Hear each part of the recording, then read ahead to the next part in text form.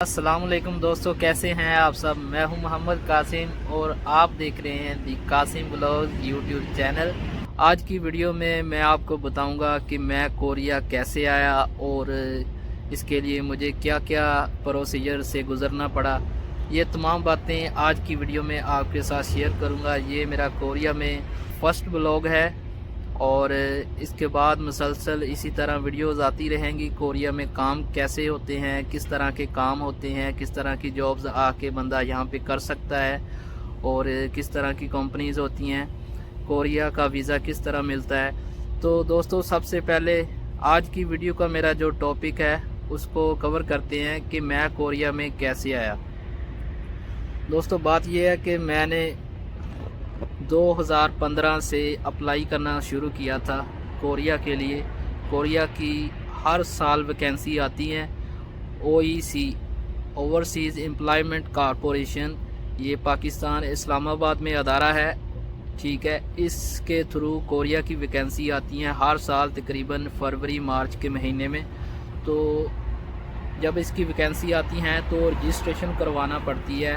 Registration کروانے کے بعد 5 سے 6 دن اس کی رجسٹریشن چلتی ہے۔ اس کے بعد اس کی ہوتی ہے جن تمام لوگوں نے رجسٹریشن کروائی ہوتی ہے ان تمام کی ہوتی ہے قرآن اندازی۔ قرآن اندازی میں وہ تقریباً 10-20 ہزار بندہ سلیکٹ کرتے ہیں۔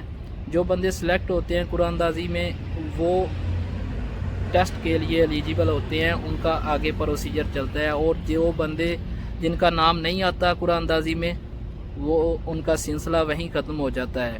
تو اسی طرح میں نے 2015 میں اپلائی کرنا شروع کیا تھا۔ اپلائی 15 میں کیا، کوریا کے لیے کوشش شروع کی تھی، تو 15 میں میرا نام نہیں آیا۔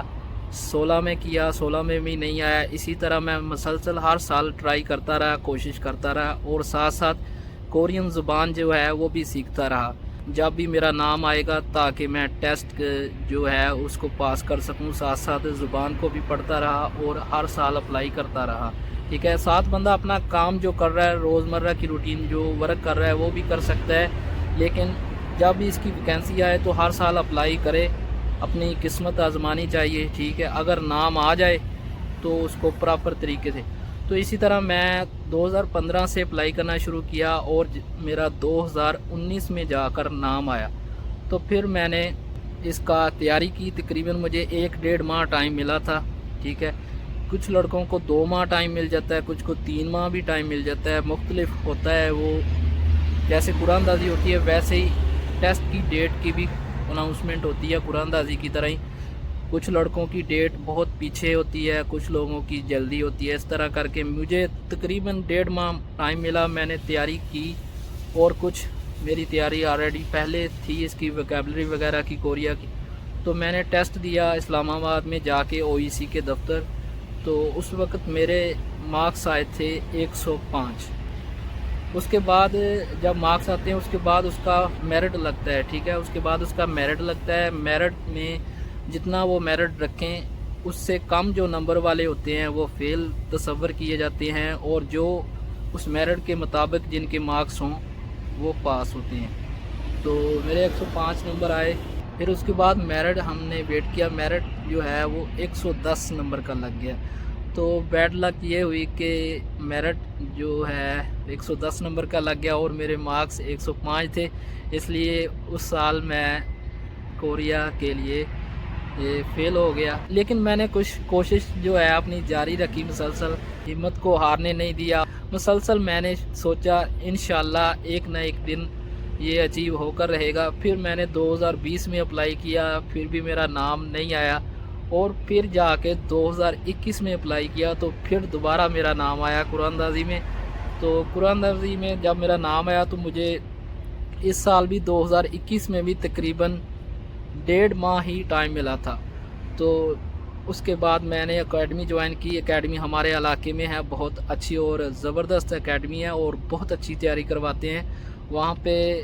جو پہلی دفعہ بھی تیاری کرتا ہے وہ بھی تقریباً وہاں سے تیاری کر کے پاس کر جاتا ہے۔ میں نے وہ اکیڈمی جوائن کی، شاہین کورین لینگویج اکیڈمی، 148 گابے چولا پنڈ جو ہے ٹوبا ٹیکسنگ میں، وہاں پہ اکیڈمی ہے۔ محمد رمضان جان صاحب وہاں پہ پڑھاتے ہیں، انہوں نے میری تیاری کروائی، اور الحمدللہ اللہ کے فضل و کرم سے 2021 میں میرے 125 مارکس آئے، اور پھر ہم نے ویٹ کیا کہ میرٹ کتنا لگتا ہے، میرٹ ہمارا لگا 115 کا، اور اللہ کے فضل و کرم سے میرے جو مارکس تھے میرٹ سے اوپر تھے اور میں پاس ہو گیا۔ اس کے بعد جب پاس ہو جاتا ہے اس کے بعد وہ اسکل ٹیسٹ لیتے ہیں، اسکل ٹیسٹ میں وزن وغیرہ اٹھوا کے دیکھتے ہیں، اور نظر کا جو کلر بلائنڈ ٹیسٹ ہوتا ہے وہ لیتے ہیں۔ جس کو کلر بلائنڈ کا مسئلہ ہو وہ تو وہیں پہ رہ جاتا ہے، وہ نہیں کلیئر کر سکتا، وہ فیل ہو جاتا ہے لڑکا۔ لیکن الحمدللہ مجھے کلر بلائنڈ کا کوئی مسئلہ نہیں تھا، تو الحمدللہ اسکل ٹیسٹ جو ہے وہ بھی پاس ہو گیا۔ اس کے بعد وہ میڈیکل جمع کرتے ہیں، میڈیکل جمع کروانے کے لیے پھر دوبارہ جانا پڑتا ہے اسلام آباد۔ یہ اسی طرح بار بار چکر لگانے پڑتے ہیں اسلام آباد کے، ٹھیک ہے۔ وہاں جا کے پھر ہم نے میڈیکل جمع کروایا۔ اس کے بعد میڈیکل جمع کروانے کے بعد 2 سال کا ٹائم ہوتا ہے، اس کے دوران ویزا جو آنا ہوتا ہے، ٹھیک ہے۔ جو لڑکے پاس ہوتے ہیں ان کا ویزا آنا ہوتا ہے 2 سال کے اندر۔ اگر 2 سال کے اندر ویزا نہ آئے تو پھر جو ہمارا روسٹر ہے وہ ایکسپائر ہو جاتا ہے، پھر دوبارہ نئے سرے سے ٹرائی کرنا ہوتی ہے۔ تو الحمدللہ میں نے 21 میں پاس کیا تھا، اور 2023 میں ابھی میرا ٹائم پڑا تھا ایکسپائر ہونے میں، تو 2023 میں جا کے میرا ویزا آیا۔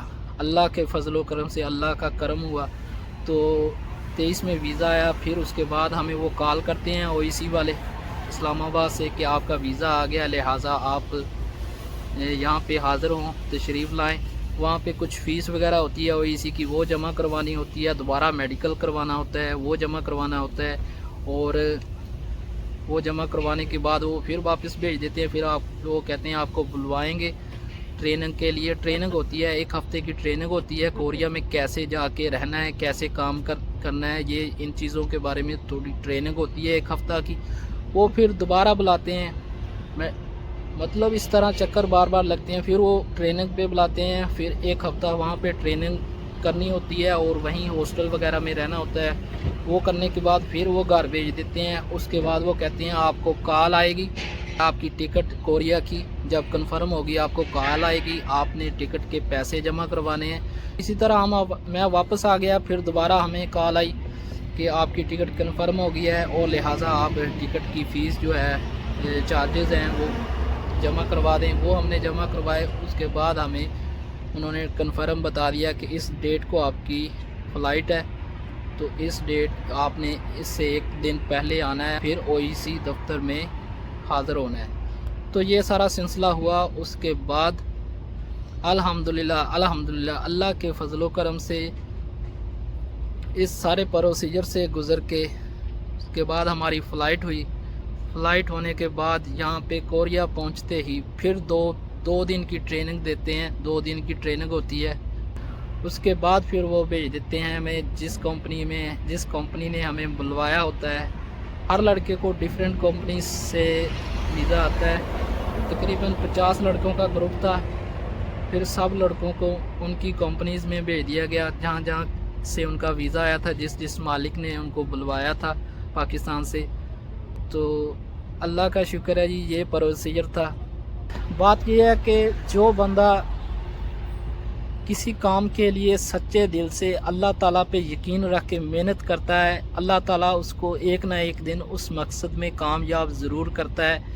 تو آپ سب دوستوں سے بھی ریکویسٹ ہے کہ اللہ پہ یقین رکھ کے آپ محنت کریں، جس کام کی بھی آپ محنت کریں گے اور اس کو مسلسل جاری رکھیں گے، ایک نہ ایک دن اللہ تعالیٰ آپ کو کامیاب ضرور کرے گا۔ میں نے خود آزمایا ہے اور میرے ساتھ ہوا ہے۔ الحمدللہ میں یہاں پہ ابھی جاب کر رہا ہوں۔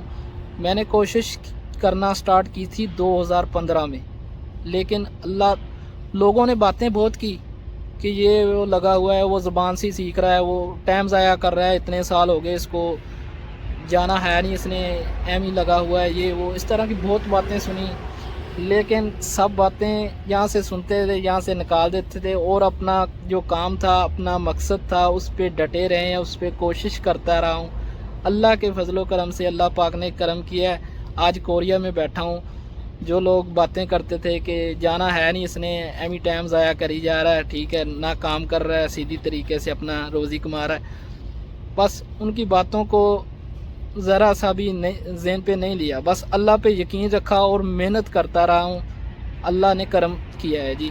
اسی طرح آپ سب دوستوں سے ریکویسٹ ہے کہ آپ جس کام کے لیے سچے دل سے اللہ پہ یقین رکھ کے محنت کریں گے، انشاءاللہ آپ کو ایک نہ ایک دن اس میں کامیابی ضرور ملے گی۔ تو یہی میری سٹوری ہے دوستو، انشاءاللہ ملیں گے ایک نیکسٹ ویڈیو میں، تب تک کے لیے اللہ حافظ۔